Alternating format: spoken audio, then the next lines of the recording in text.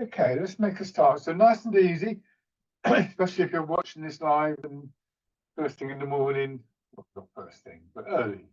So take care of yourself as you practice, whether you're new to this or whether you've got some experience. It's just a gentle sort of way in the first few minutes, particularly. Thinking about your stance, so feet hip width apart, and just get the feet right. Toes pointing forwards, parallel or slightly turned out. Waist a little bit forward in your feet. Just let your hips settle back, sitting down into your hips and start to turn in the middle of your body.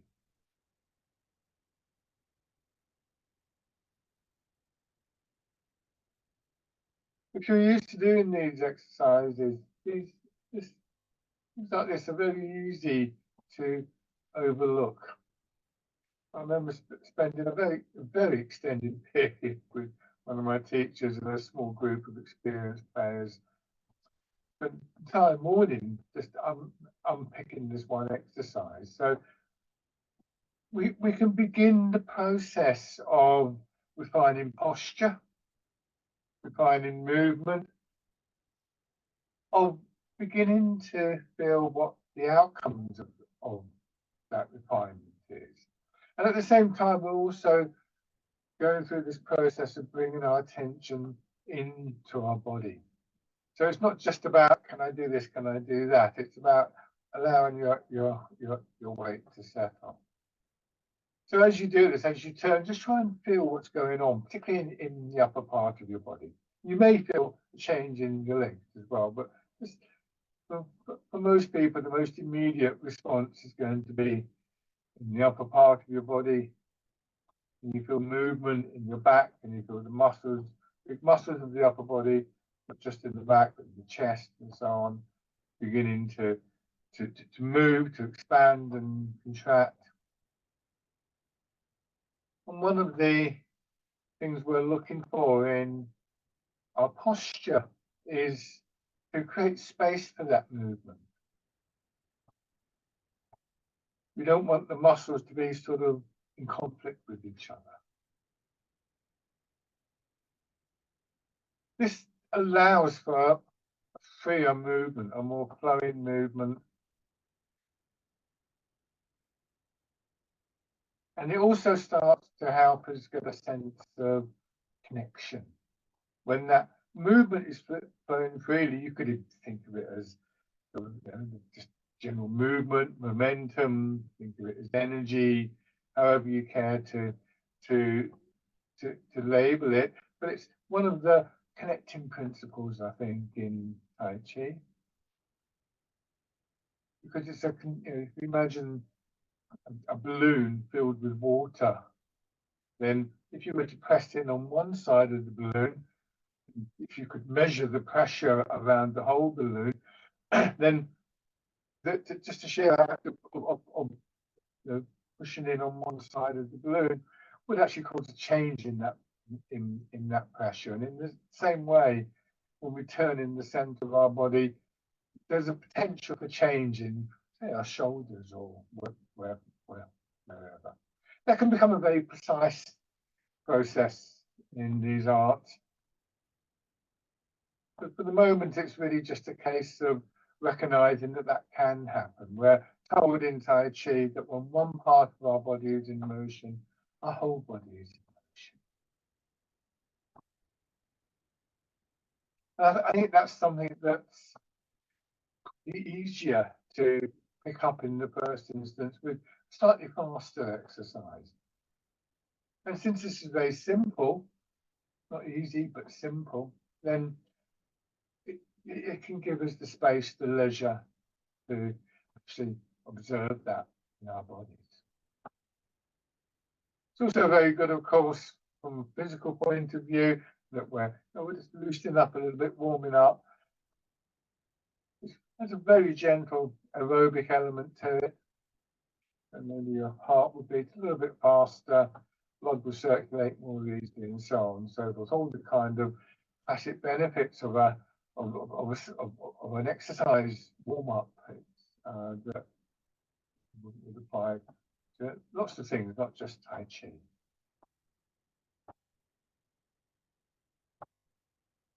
Arms should feel quite heavy. You're not trying to move your arms, but you're not trying to stop them moving. So they're following your shoulders.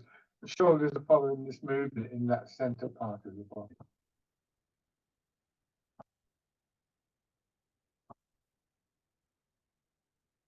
It's a good exercise for these. We're giving a few classic spring mornings at the moment here in Cambridge. So yeah, it can be a nice way to start the day, to go out, do a few minutes of this and similar exercises. And just changing slightly, turn your hands palm up, raise them up, so they're no higher than just below the shoulders. But remember, with all of these movements, we want to feel that the movement is comfortable for the body, that we're not straining. And so if it's better for you to have your hands a bit lower down because your shoulders are tight or something, then do that.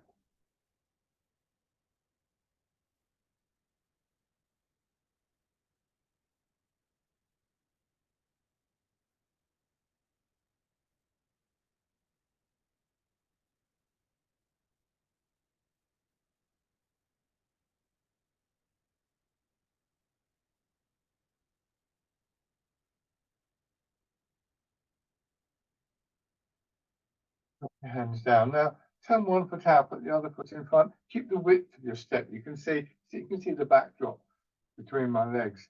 And this time, move your weight a little bit forwards and backwards, and at the same time, let your center turn. So we've introduced this element of weight transfer, which is very important in Tai Chi. And this will just help to gain a bit of movement, a bit of connection through your legs. Careful of your knees and hips. Generally speaking, we would want to turn this exercise at least in the direction of our feet. So when I'm in the back foot, I'm turned slightly on the diagonal front foot towards the front. Sometimes we might find ourselves doing something a bit different. We might find ourselves turning the opposite way. Particularly for beginners, it's not a major problem, this one. Just be aware that if you try to work on that, that it may be there because it's maybe the tension in your hip or something like that, or a knee. In which case, what your body's doing is kind of moving around that, and I think that's very Tai Chi in many ways. So don't force the direction. Try and just get a sense for why your body's doing that. And then on the other side.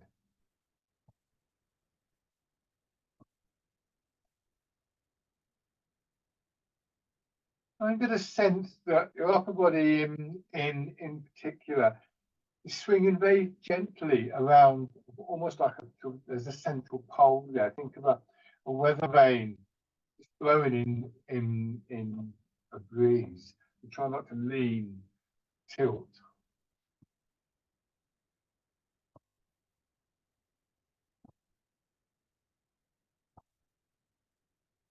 And shake out. Come back to the parallel posture and just standing. And again, you could have this image of the center line. Remember that these images are just that, they're images. There really are no straight lines in your body. But we could imagine the line there. We could imagine the lines from shoulders to hips. We could imagine horizontal lines, maybe across our hips, across our shoulders, across our knees. These lines we could say has been like the grid lines in a map. They don't actually exist in any real sense, but there can be a way of aligning ourselves. What we're trying to do is to align ourselves with the pull of gravity. So if as I stand here, I'm leaning forwards, I've gone away from that center line, then I'm going to start tensing up because I'm fighting against gravity. When I come back to here, gravity is pulling my weight down in into our feet. And most of the exercises we do will be done with this upright position. There's a couple when we get to them that you'll see don't, because obviously we can't guarantee all our lives that we're going to be there. But when we look at that, you'll see how we approach that. Another thing to think about is how you're being supported. The legs are obviously supporting you, the ground beneath your feet. Your back should be supporting the front of your body, so less need for tightness, for stiffness in belly, solar plexus and chest. Remember that your skeleton within the body supports you from within, so we can perhaps imagine a feeling of particularly the upper body kind of flowing inwards and downwards into the ground. We want our center of gravity to drop. This is the rooting down. So the lower your center of gravity, the more stable you are. The lower your center of gravity, the less need there is for straining and stiffening. And then just very gently let your hips drop back a little bit more. Be careful of your knees and push it up. Don't lock your knees back when you push up, sinking down. And as you sink down, see if you can just get this feeling that we call the letting go, releasing. You might meet a lot of resistance to this. And if we can, we just want to, it's like a clenched fist, just opening up a little bit, just allowing that little bit of movement through. But don't overdo that. This is a gradual process. And every now and then you may get a feeling of dropping down properly. Rooting down is the first really important physical principle in Tai Chi, something that we're constantly working on. So don't be in a hurry. The first exercise is called rooting down in honor of that idea. Come down, bring your hands around as though you're cradling the ball. Push up, let the expansion in your body, push your elbows out. Turn your hands and sink down. On the side, see my hands are quite close to my body.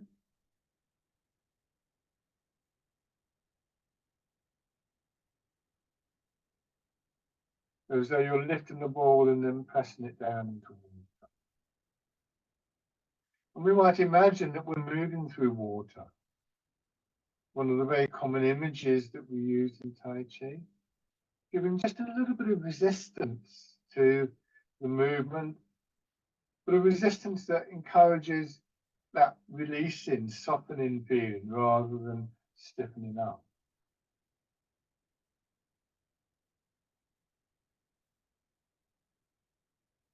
So just extending that idea of our skeleton supporting us, we start to develop a sense of what we call inner strength in Tai Chi. Strength is an awkward term, I think, but it's probably the best that we have at the moment. But when we think of inner strength, you could think of it as being the strength of water that we get. The resistance of water, but also the softness of water, rather than, I don't know, like the wall behind me or something like that. Breathing just very calm. If you happen to know a breathing pattern for this exercise or breathing method, maybe you've done this with me before with another teacher, then feel free to apply that, but don't force it. And a good approach is just to, if it suits you to focus on your breathing, and it doesn't suit everybody, but if it does, just be aware of how your body's breathing in the first instance. Now, as you sink down this time, turning your hands out and push up to the side. This is the wild goose. And we use a great deal of imagery in Tai Chi. Tai Chi and Qigong are intentional movements. There's a definite intent behind all of the movements that we want to try and cultivate. And sometimes that intention is best fed through imagery. Our bodies naturally respond to images in all sorts of ways, all sorts of images.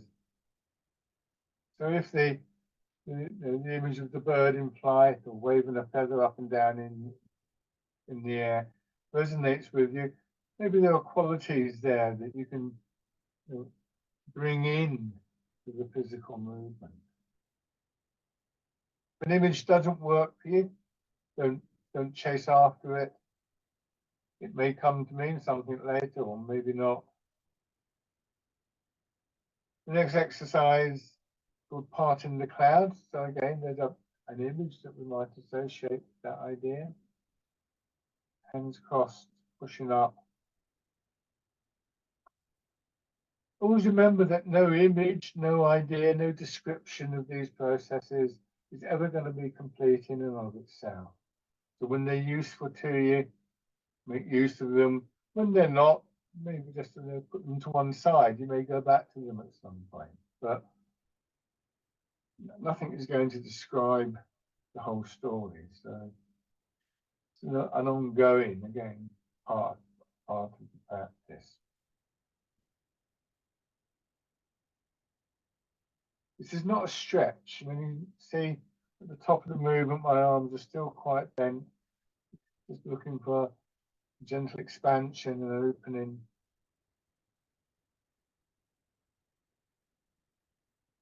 Aware of areas that might be a bit stiff or tight, but try not to dwell on them, just trying to let the movement do the work of releasing them.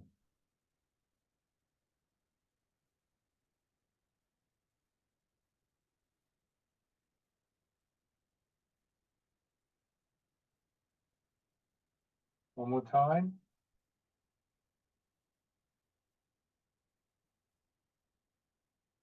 And then your hands drop down again, feeling the weight of your arms. And with the next push up on one side, like that, push your arm up. It's called dragon plucks the stars from the sky. Pulling down, like you're plucking something off a tree, like a soft fruit or something. It's not a tight grip. Changing sides. And taking your time with that change. It's not a rush.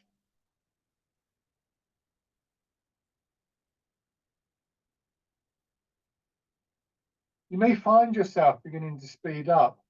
You may find yourself wanting to start the next side just before this side has finished. This is very common, very normal.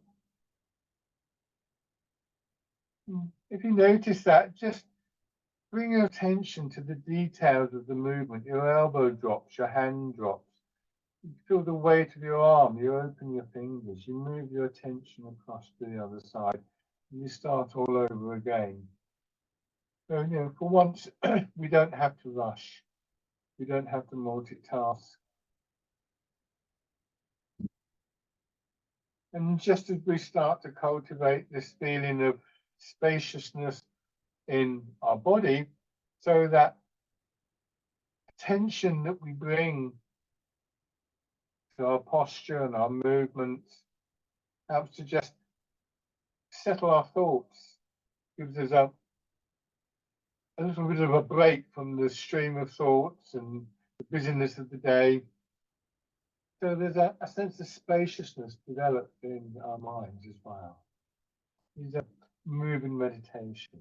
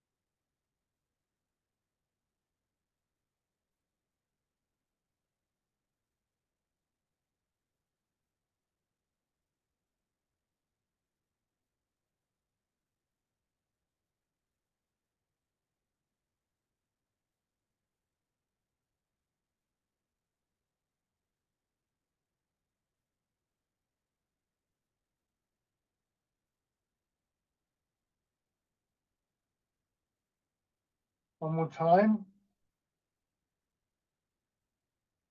The next couple of exercises, we're not going to go up and down, but we are going to try and keep our hips dropping back. Bring your hands to your hips, just the side of your hips, and then start to raise up. They come in front. Go a little bit above your head if that's comfortable, and then dropping down. And this will be a 4-part sequence, but the last part is a sideways push. And with both of these movements, hands are just slightly in front of your body. Just repeating this a few times. See if you can just feel the sense of movement in the upper part of your body, particularly your back.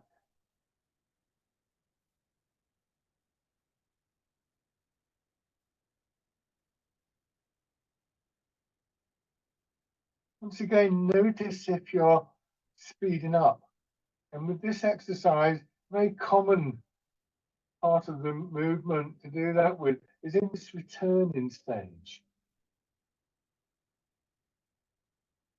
If you find it helpful, you might choose to count. You count 1, 2, 3, 4, and then back 2, 3, 4. And again, if you do find yourself speeding up, don't strain to do that. Just try and let your body settle at a comfortable pace, one that you feel that you can sustain, the rhythm there and the flow. So you don't have to go as slow as I'm going, or you can go faster, you can go slower, what suits you for the moment.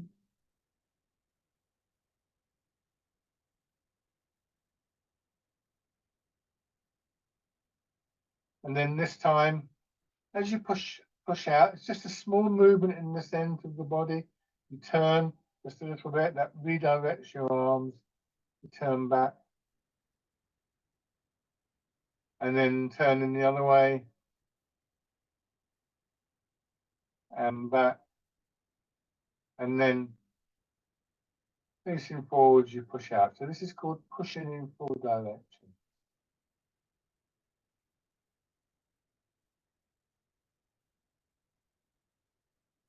If you can maintain a focus of attention, you'll find that the exercise consistently brings that focus back to this area between hips and waist, the very center of your body. Sometimes referred to as the lower dantian in Chinese systems. And it's that area of the body that is now directing the movement, that area of the body that we want to drop towards the ground, the rooting down. And it becomes an increasingly important point of focus. And we learn to bring our attention back in. So when we lose that sense of spaciousness in body and mind, when we lose the sense of calmness that can develop, when we feel that we need to sort of touch that again, whether in the sessions that we're teaching or more importantly, as we go through our day, then we start to realize we have a physical location that we can bring our attention to. That center part of the body, from there down into ground and feet. We're literally moving from our center. It's this centered movement.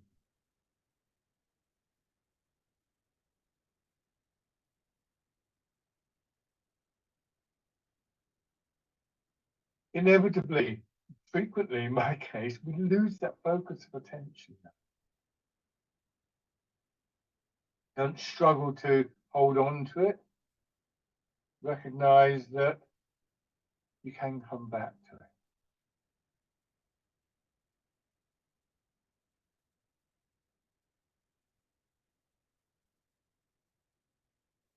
One more round.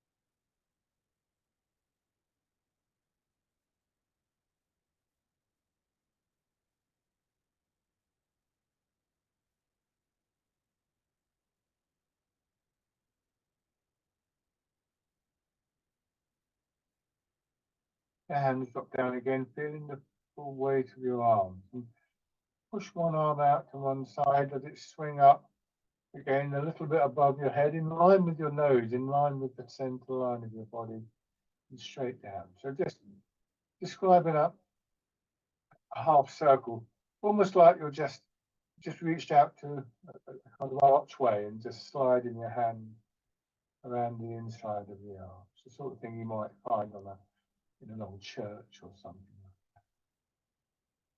Expanding through that side of your body, opening up, trying not to strain in your shoulder.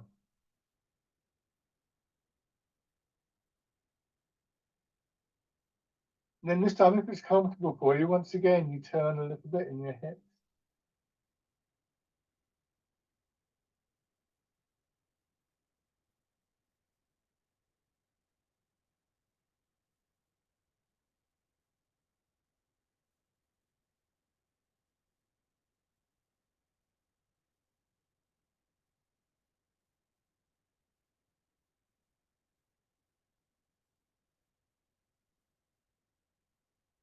Change sides. Notice any difference between one side and another? There often is.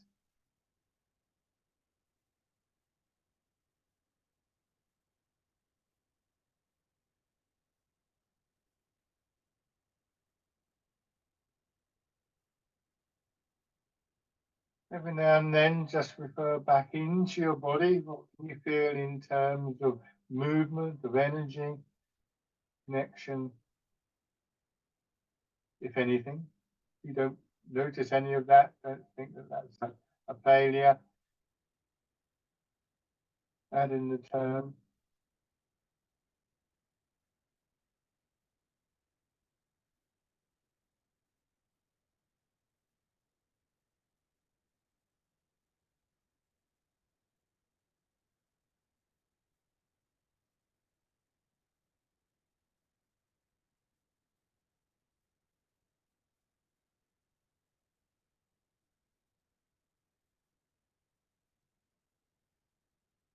Now, just standing for a moment. I mentioned earlier that most of what we do is done in this upright posture. There's a couple of exercises we do now that do involve a forward movement. But the key here, I'm going to come a little bit closer to the camera so you can see it, is that the movement isn't about the shoulders going forwards. If as you stand here, you push your hips back, the body just naturally tilts. So if I'm here and I lean forwards, as I said before, I start to strain. If I can push my hips back, then my head and shoulders will go forwards quite smooth. I'm doing this quite big. You don't have to do it anything like this big. You need to be careful of the knees and your back. So to begin with, sink down, push the hips back, and then when you've gone as far as you're comfortable, let your hips just drop back as though you're sitting into a chair. Pelvis levels off, your head and shoulders come up very smoothly, and then you push up. 3 stages, 1 and 2 and 3. Once again, recognizing the significance of this central area and its connection to the ground. This time, our arms are going to follow as you push up. Your arms swing up and then drawn forwards as your hips go back. This is called rowing a boat in the middle of the lake. Very gently and carefully. It's not always the case in Tai Chi that the bigger movements are the most valuable. Move as far as you're comfortable. Try and retain a sense of that flow, that spaciousness within your body.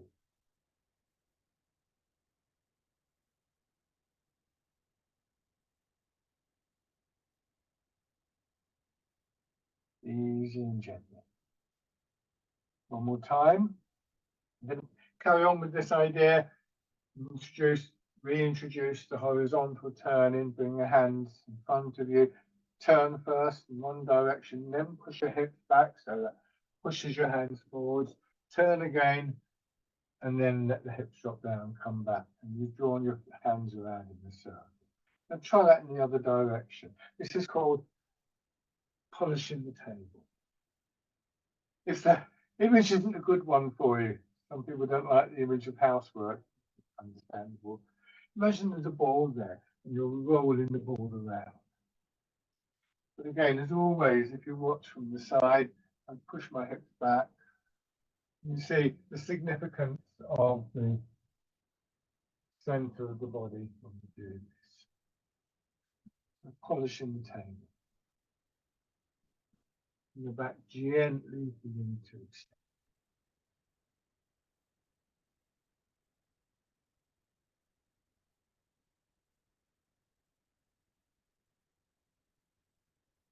One more in each direction.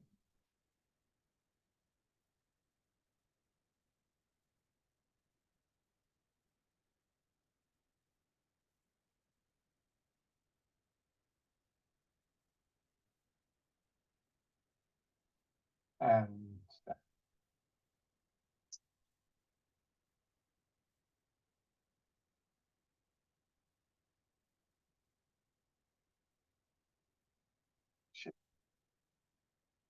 So I mentioned this idea of our attention wavering. This happens to everybody. What we learn to do, what we train ourselves to do in body and in mind in Tai Chi is in a way not to let that go too far, that we can bring ourselves back. And that's where having the physical presence and the physical location, the center, knowing where the ground is beneath our feet becomes really important. Recognize that you're training physically muscles, the tendons, the ligaments, but also the nervous system. So if we practice these ideas, the idea of a return becomes not, I'm going to say it's easy, I'm not sure it's ever easy, but we have a pathway. If you have a shed in your garden and you haven't been there all winter and you decide you're going to do some gardening, you're going to go down to the shed, the path is probably going to be overgrown, the door will stick and things like that. If you've used that pathway and that door regularly, it'll be a much more smooth process. And this I think is one of the key things about Tai Chi as a moving meditation, as a practice, and it's one of the things that is constantly being cultivated. I think is a good word. If for one reason or another, you're not comfortable focusing on your hips, maybe if you've got if you've got pain in your hip, it might not be a good idea to dwell on it too much, to keep coming back to it, to keep being reminded of it. Then you can practice on any part of the body, really. I think we gradually learn to be comfortable with focusing on the center, but nothing should be forced. These are ongoing practices. I started Tai Chi in 1983, and the things I'm talking about are the things that I'm still working on. I'm still cultivating. So a lot of it, to be honest, is the pleasure of the journey. Now, from this position here, just transfer your weight from side to side. You're only going to about 60% of your weight, so it's quite a small movement. I am going a little bit further because otherwise you might not see it. But the correct would be this. It's hardly anything at all at the moment.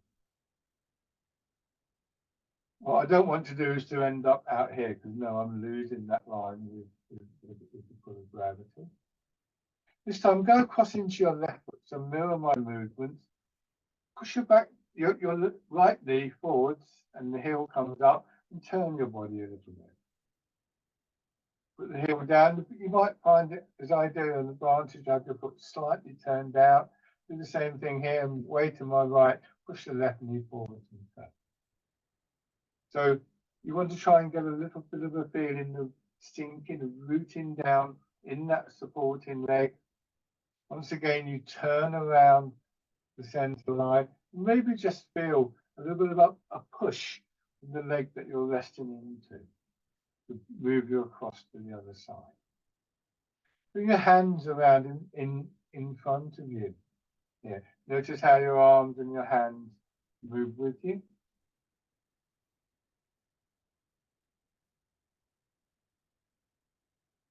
And then as you come across here, it's as though as your right hip comes around, it brings the shoulder around, your shoulder moves your arm and hand, and your hand just comes up, expanding again through the right side of your body. Turn your hand palm down, come back to the middle. Do the same thing on the other side, your hip coming across, your arm coming up, expanding, and turn the hand, contract. This is an exercise called hitting the ball in front of the shoulder.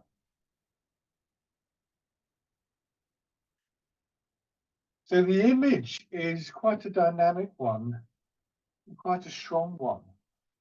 When we talk about moving through water, or sometimes moving like water, we know that water can be very soft and very flowing, but it also carries out a strength, a power with it. And again, we have this idea of inner strength in Tai Chi. That doesn't work. You might, for instance, have a sense of the movement being transmitted not through just the muscles and different parts of your body, but maybe through your skeleton, which of course links through the whole of your body. Once again, that significance of that inner structure of your body. It can include the fascia, muscle skin, this continual layer within the body. All of these have a role to play in the movement, and as we focus on them, you can sometimes feel that that aspect can get amplified, and over a course of time, everything will begin to work together more harmoniously. Not always realized, Tai Chi itself is a martial art, and so this development of the inner strength is a very significant part of the practice, but not just in terms of the martial arts. That inner strength is something that can sustain us physically and mentally, and in particular, you know, if you've had a kind of chronic or acute illness, you can sometimes feel very weak. You don't necessarily feel you can sort of make it down the gym or go for that run. And this really is a different quality of strength. It's not to say that those other things are not useful, by the way. So hitting the ball in front of the shoulder. If you can imagine the ball coming in, your hand rising to meet it, comes to shoulder height, as the name suggests. And if you've ever hit a ball, every now and then it comes out perfectly. When the timing is correct, when every part of your body is moving together, when you hit the ball at exactly the right time, when you contact the ball at exactly the right time. It's not going to happen every time. But there's this element as well, your weight moving, the body expanding, your arm rising, all at all at the same time. And I did it, maybe even finishing all at the same time, who knows? It won't always work out, but every now and then, hopefully feel it will.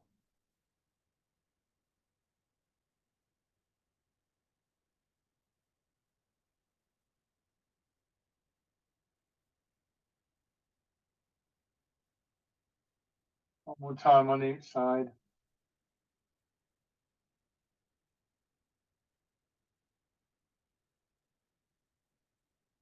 And then, once again, stand. Shake out.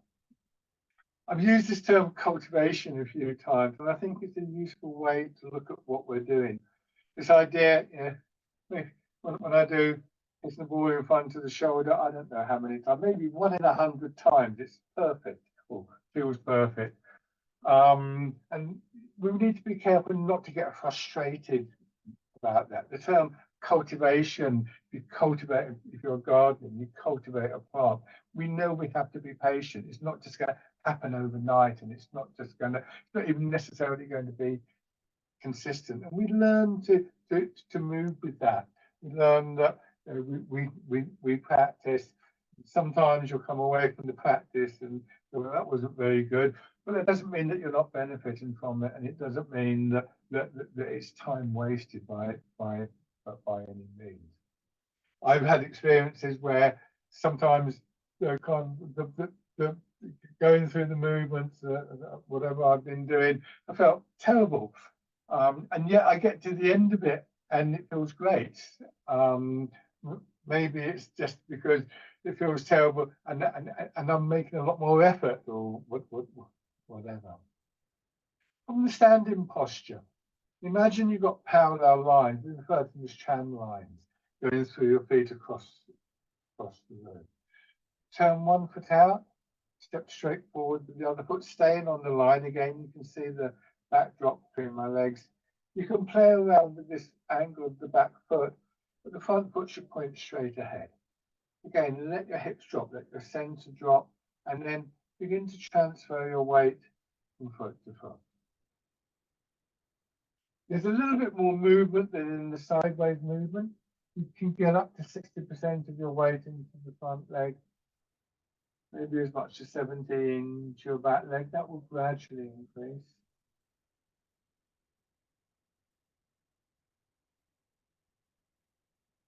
Again, nice and easy, nice and gently. Be careful of your knees. It's a good exercise for the joints of our legs. Excuse me while I get some water. This is the weight transfer. This is another really key exercise in Tai Chi. This is the third exercise I ever did 40 odd years ago, and I'm still working on it. Very valuable exercise. Try not to lean. Try and keep that upright posture. There is a habit that we have, and I talk about this at some other time, but it's a very useful habit of angling forwards when we go to take a step. It can give us a great deal of momentum, but it's not what we're trying to do here. So using connection with the ground to move your body. Your upper body is said to sit on the lower. This time, let your weight settle back into your left foot if you're new in my movements. And gently raise the front toes, and you'll find more of your weight starts to flow down through the back leg. Now you can have the front foot slightly turned out. You go forwards, push the back knee forwards, and again, just like in the previous exercise, more of your weight settles in. The aim is to get to a point where the vast majority of our weight is supported through one leg into the ground.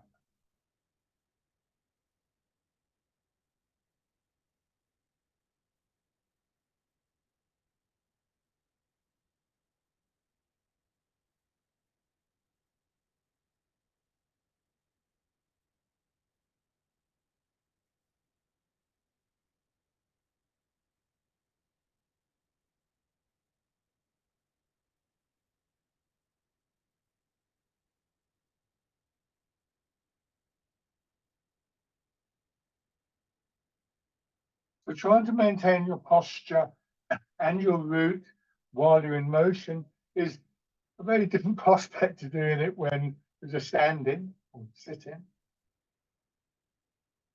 So take your time with this, and then as you sink back, if you feel it's comfortable for you, bring your foot in, extend, put your heel down, lower your toes, move forwards.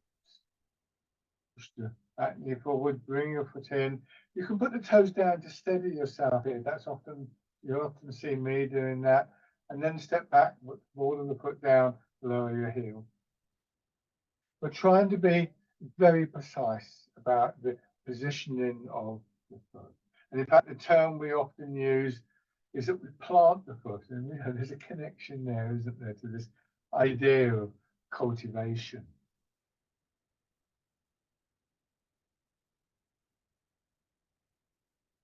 Keeping the width of our step. Just maybe paying a bit of attention to what's really an everyday thing, moving your foot. How do we do that? Can we maintain our stability?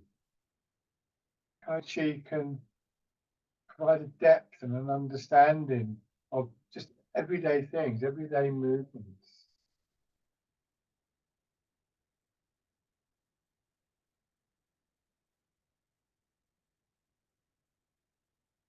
Shake out. Weight transfer is a really, I talked about the root being the first physical principle, quickly followed by the weight transfer. Then you put out, go to the other side.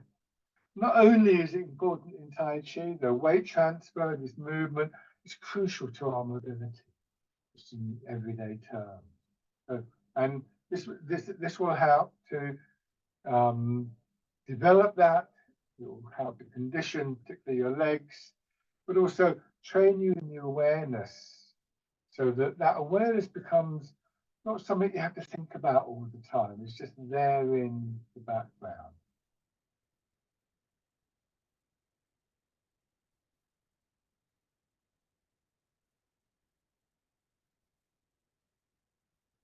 Beginning to raise your toes and your heels.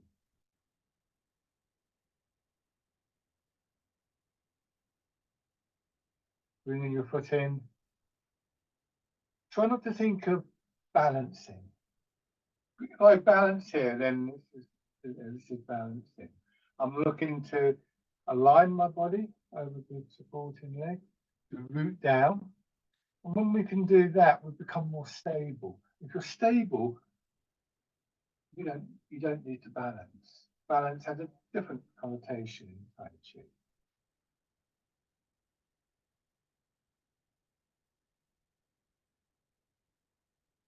This time, feel comfortable with this, bring the foot in and out, so it traces a semicircle. If it's easier for you to go back, first of all, that's fine. But just, again, taking a few steps, trying to pay attention to the process of simply walking for its own sake.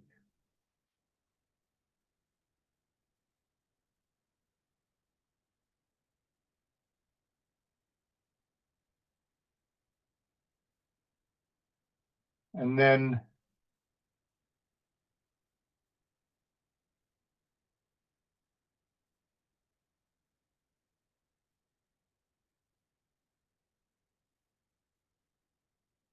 changing direction.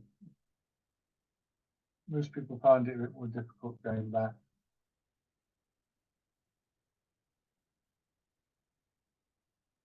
And shake out. We're going to use both those movements to move our arms. Keep it very simple. Hands down by your sides. Start with your weight in your back foot. Once again, move your weight forwards. Have your right foot forwards, because then you'll be able to mirror my movements. As you go forwards, your arms just follow. They don't lead the movement. You get this lovely wave-like quality working through your body. Notice how your arms curve, your fingertips curve through the air. It's called fisherman castanet.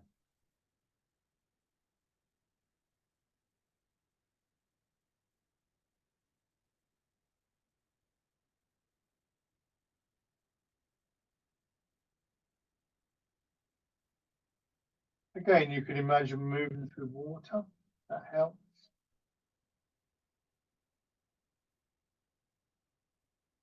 Try not to lead with your arms or lean with your shoulders.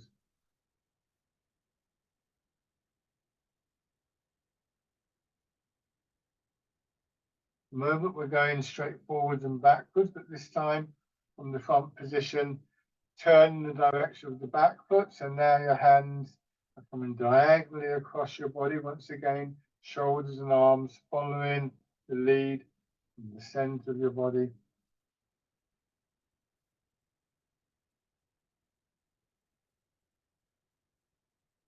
And let your arms swing up a little bit more, expanding on that left side of your body. And then as you go forwards, down into the front leg, across your hip and back. So we just trace out these two circles, making a sort of sideways figure of 8.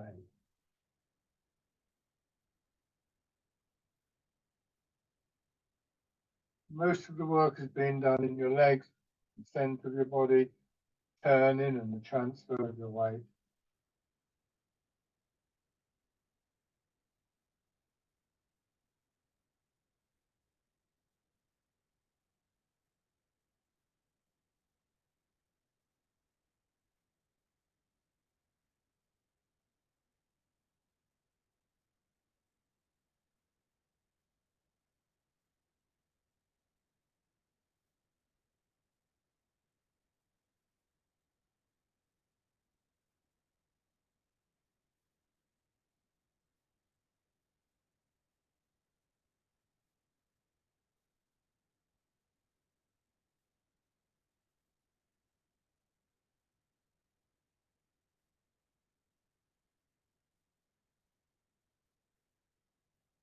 One more time going back.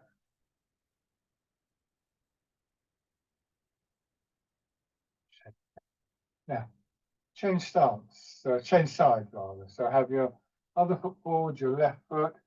Start with your weight in your back leg and then fisherman casting it. Lovely sort of wave-like quality of movement from your legs through your back into your arms.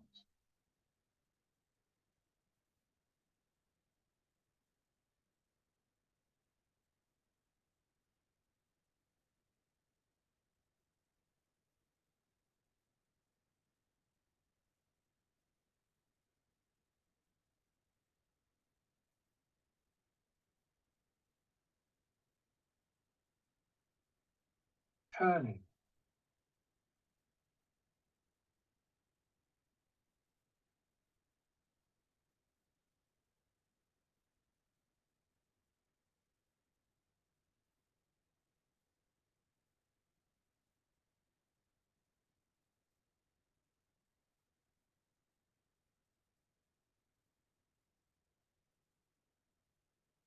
Into the figure of 8.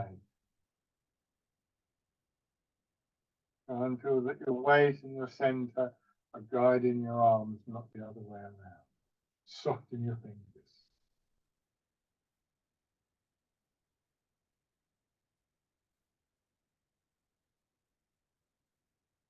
And then, again, I'm going to turn my front foot out.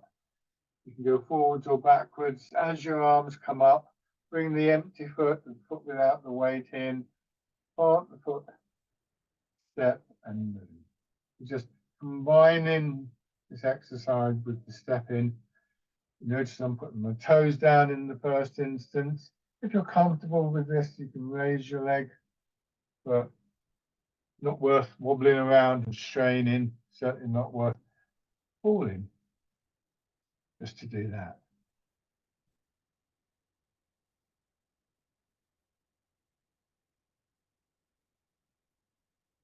And then going back.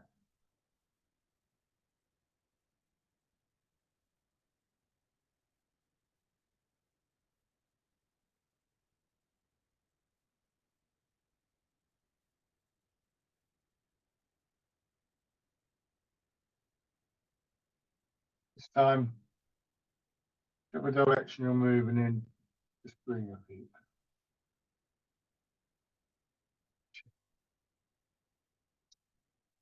Now, just rubbing your hands together.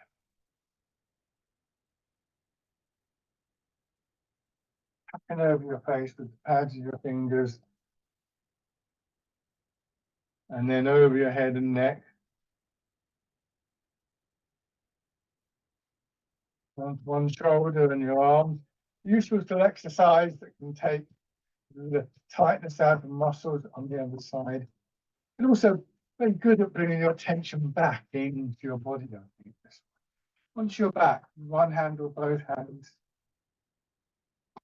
And then work out around your hips. And then release. Light on your belly. And onto the upper part of the chest.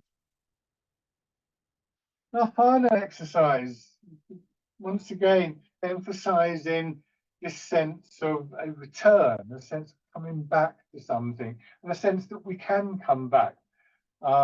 Nobody will ever keep these qualities consistently, I suspect. I know that I certainly can't.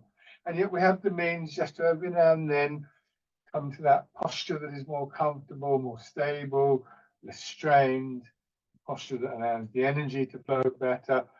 We can come back to and just touch the sort of quietness, stillness in the movement. Those times when my first teacher used to say, you always just stand like this in supermarket queues. So this is Embrace Tiger, Return to the Mountain. This is, and with the emphasis on that process of return. Sink down, as we've done before, let the hips drop, push up, a little bit like the wild goose that we did earlier. And then at the top of the movement, bring your arms around. So you're going to hold the ball there, let your elbows drop, drawing your hands in and sinking down, pressing down. This is returning to the mountain. The mountain may be a good image for these qualities that we look for in Tai Chi. And it's worth thinking about what brings us back, whether it's the physical movement, our body's response to the pull of gravity, just allowing gravity to draw our hips, to draw our arms down. Maybe it's the image of the mountain, maybe some other thing. So that once again, we have something that we can return to, not just in the exercise, but maybe at times during the day.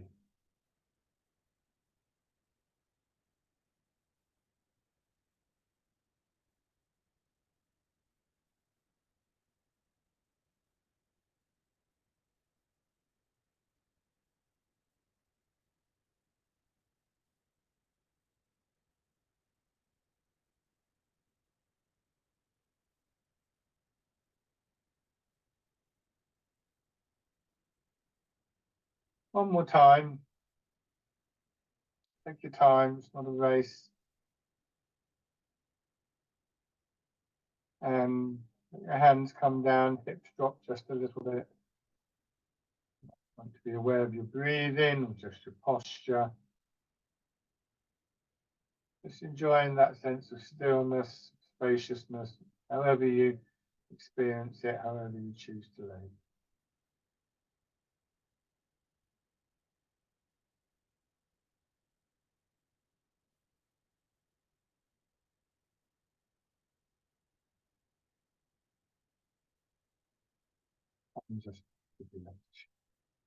Thank you very much, everybody.